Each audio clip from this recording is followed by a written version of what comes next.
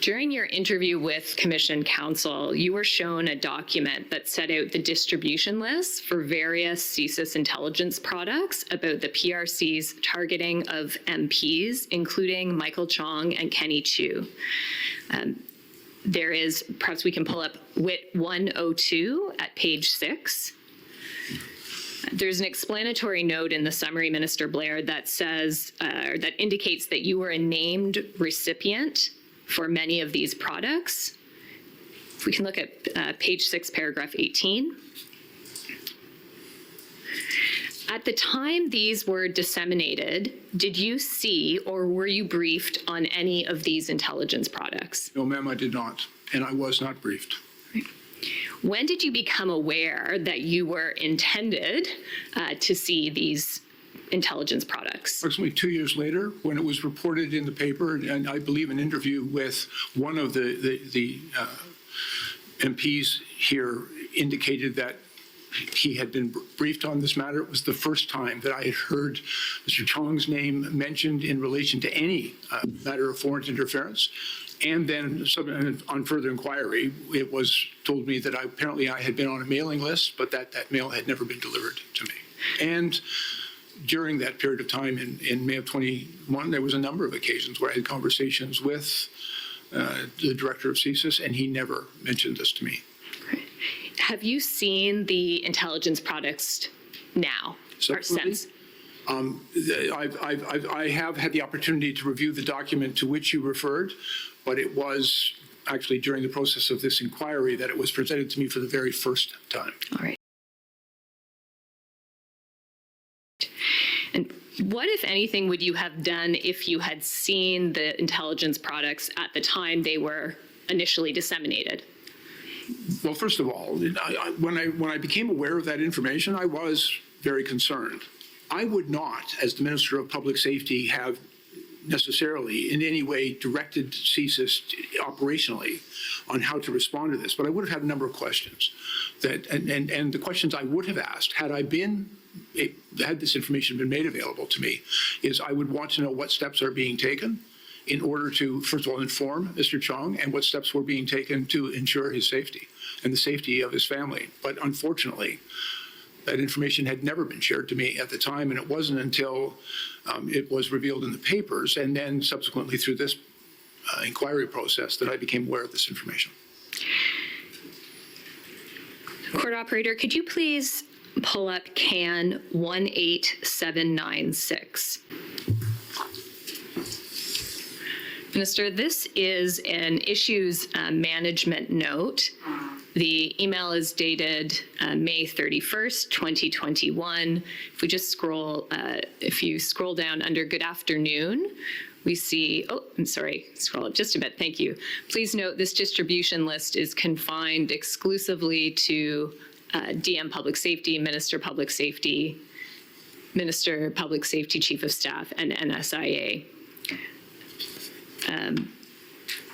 And perhaps actually, court operator, if you can just scroll up so we can see the list of email addresses.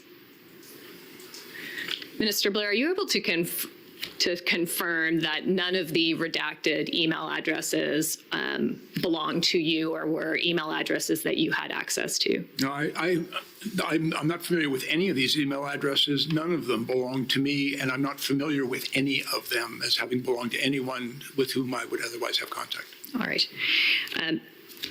The Commission has heard evidence that issue management notes were communications that CSIS used they were intended as a heads up to sensitize senior officials and staff to issues that may become public. During your time as Minister of Public Safety, were you aware that issue management notes existed as a concept? They weren't being shared with me, so I had no knowledge of these. I know, by the way, it's classified as top secret, and there's only one way in which that could have been shared with me, and that would be in a secure location, and these were never shared with me. Excuse me. So this was never shared with you, and if there were any other issue management notes disseminated during your time as Minister of Public Safety, you did not receive them? That's correct.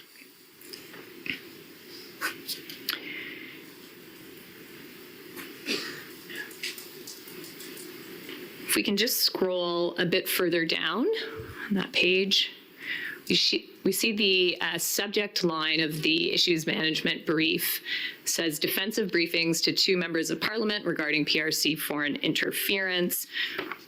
And if we go down to the next page, we can see the content.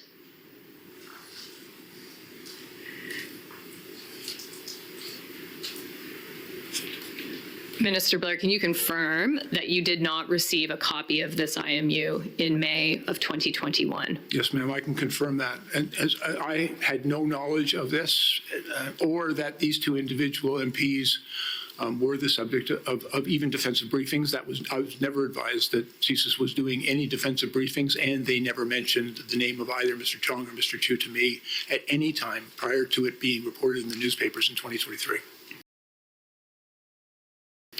In your stage 1 interview addendum, you remarked that the intelligence never came to you in this format, as you've just testified to this morning as well. And you stated that if the CSIS director felt it was necessary for you to be briefed on a matter, the director would arrange to meet you in a SCIF. Is that right? Either meet me in the SCIF or communicate. The SCIF also has other forms of secure communication, so it was sometimes virtual. Yes, I'm sorry, I should have said. And again, to be very clear, this information was never shared with me, certainly not in 2021. And my expectation, because it is of a top secret nature, that if CSIS felt it was appropriate to bring it to the attention of the minister, there was only one mechanism that could have taken place in 2021, and that would be in a secure location directly from CSIS. Is it possible that the director thought you were receiving these type of communications and therefore would not have been aware of the need to brief you? Again, I'm not going to testify for the director, and I work very closely with Mr. Vigneault. I found him to be a very conscientious individual. I don't know what he may or may not have thought. The only thing I know with absolute certainty is this information was never shared with me. All right.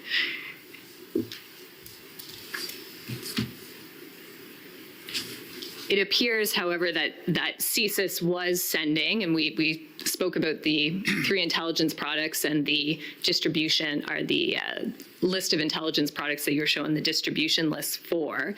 It appears that CSIS was sending material for your receipt.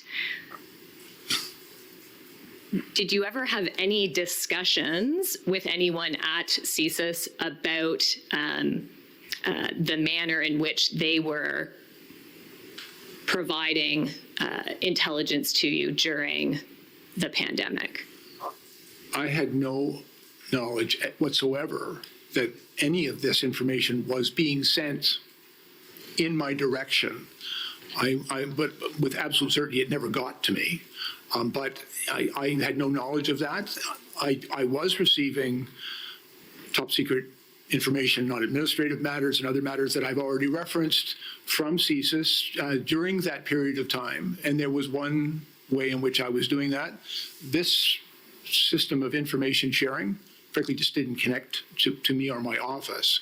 And it's information that would have been, I think, useful to know, but inasmuch as neither the deputy minister nor the agency head, the director of CSIS, ever brought this to me during this period of time in any of the conversations that we had. I had no way of knowing this existed, and therefore no way of raising with them that I wasn't getting something I didn't know existed. Right. You mentioned that you became aware after a media article, and I understand that you conducted an internal investigation in an attempt to determine what had happened in relation to information flow. What were the results of that investigation?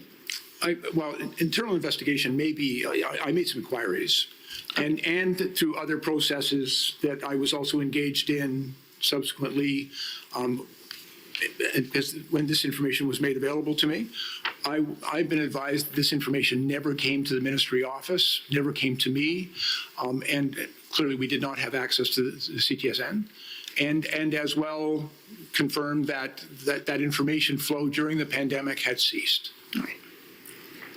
One last intelligence product to look at, CAN 5811.